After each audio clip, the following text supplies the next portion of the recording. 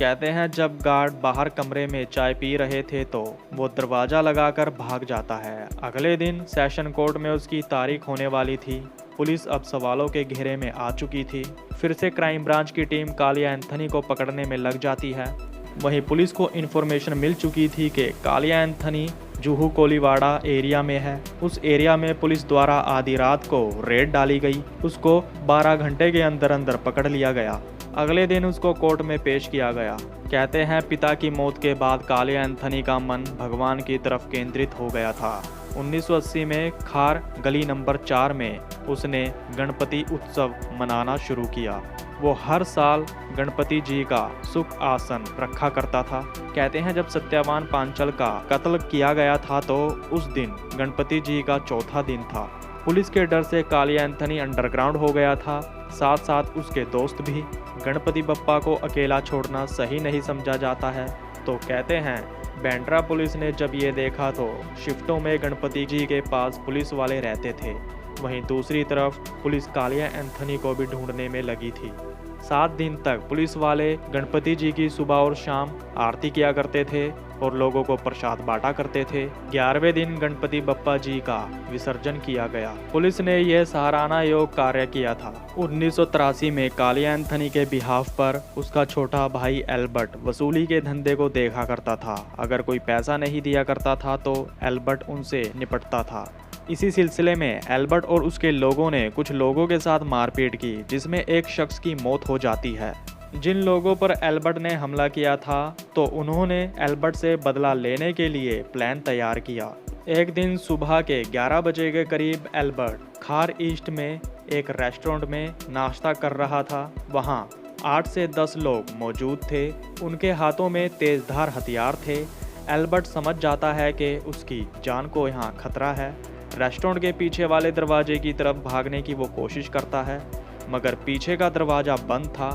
Hotel के kitchen में Albert को घेर लिया गया। उसको पकड़कर टेबल पर लिटाया गया। लोगों ने एल्बर्ट के हाथ पैर को पकड़ रखा था, जिसके बाद एक एल्बर्ट पर तेजधार हथियार से हमला किया गया। वो लोग एल्बर्ट को मारकर वहां से निकल जाते हैं। परिवार वालों को इससे बहुत बड़ा झटका लगा। कालिया एंथनी गुस्से में आ चुका था। वो हत्यारों को ढूंढने में लगा था। उसकी नींद उड़ रखी थी। कालिया एंथनी को शक था कि इसमें कहीं ना कहीं दाऊद का हाथ है। दाऊद के साथ कालिया एंथनी का मनमुटाव चल रहा था। कालिया एंथनी की दाऊद के साथ जेल में झड़प भी हो चुकी थी। वहीं दूसरी तरफ कालिया एंथनी का शक वरदा राजन पर भी गया। शक का कारण ये था कि उसने वरदा भाई के हथियारों को लूट लिया था और उन हथियारों को इलाके के लोगों में बांट दिया था। जब वरदा भाई को इसके बारे में पता चला था तो हाजी मस्तान की मदद से कालिया और वरदा भाई में समझौता हुआ था। कालिया एंथनी को इसके बदले में वरदा भाई को 4 लाख रुपए देने पड़े थे। थोड़े समय बीतने के बाद कालिया एंथनी को कंफर्म हो गया था कि इसमें दाऊद का ही हाथ है। दाऊद दूसरी तरफ पठान गैंग से भी बड़ी लड़ाई लड़ रहा था। वो सेफ्टी बरत रहा था क्योंकि इससे पहले भी पठान गैंग दाऊद के घर हमला कर चुकी थी। कालिया एंथनी ने इसमें अपने लोगों को तैयार किया, जिसमें ताहिर कुदरती, बाटली बाबा, सुभाष सिंह ठाकुर और कई अन्य लोग थे। शाम का समय था, लगभग अंधेरा हो चुका था। कहीं ना कहीं दाऊद जानता था कि उस पर कभी भी कालिया एंथनी हमला कर सकता है।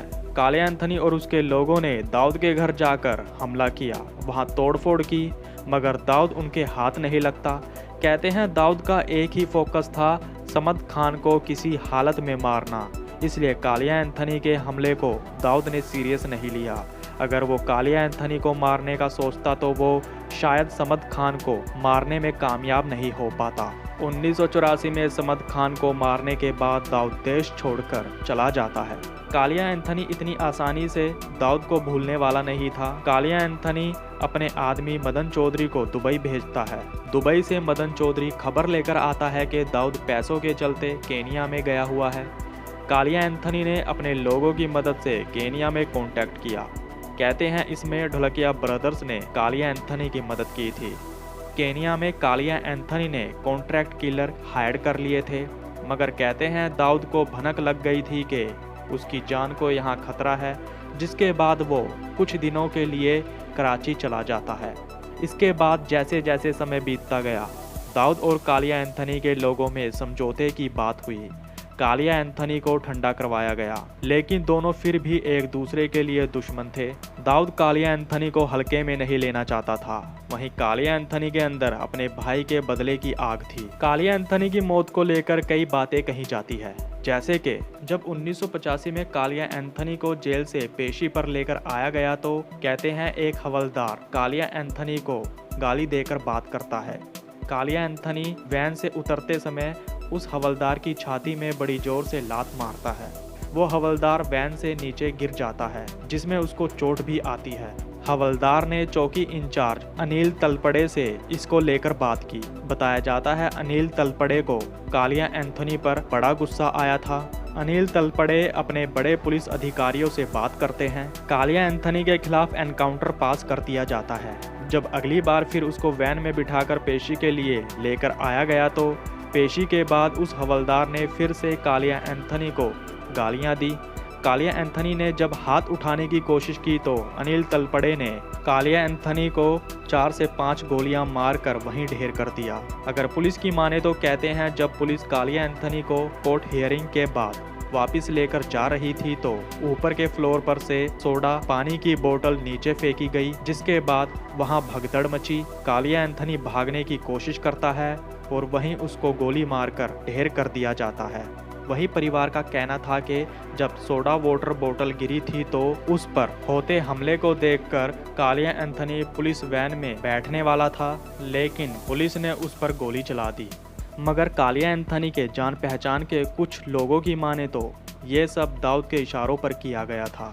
सुभाष सिंह ठाकुर और कालिया एंथनी की बहुत गहरी दोस्ती हुआ करती थी। कहते हैं कालिया एंथनी के मारे जाने से पहले कालिया एंथनी सुभाष सिंह ठाकुर को ये कहा था कि अगर उसको कभी कुछ हो गया तो वो उसके परिवार का ख्याल रखे। वहीं सुभाष सिंह ठाकुर ने वादा किया था कि वो उसके बच्चों को क्राइम की दुनिया से दूर रखेगा, उसके परिवार पर आंच तक नहीं आने देगा। सुभाष सिंह ठाकुर ने अपना वो वादा पूरा भी किया। कालिया एंथनी के एनकाउंटर के बाद सुभाष सिंह ठाकुर मुंबई आ जाता है और कालिया एंथनी के बच्चे पत्नी के पेपर्स तैयार करता है। पेपर्स तैयार करवाने के बाद सुभाष अपने एक आदमी के थ्रू उनको इंग्लैंड का वीज़ा लगवा कर देता है। सुभाष सिंह ठाकुर ने लंदन में कालिया एंथनी के परिवार का रहने का, बच्चों की पढ़ाई का बंदोबस्त किया। जब तक कालिया एंथनी के बच्चे अपने पैरों पर खड़े नहीं हुए तब तक सुभाष सिंह ठाकुर ने उस परिवार की मदद की। कालिया एंथनी की पत्नी मीरा ने अपने बच्चों की भलाई के लिए ना तो कालिया एंथनी के परिवार से और ना ही अपने परिवार से कोई नाता रखा।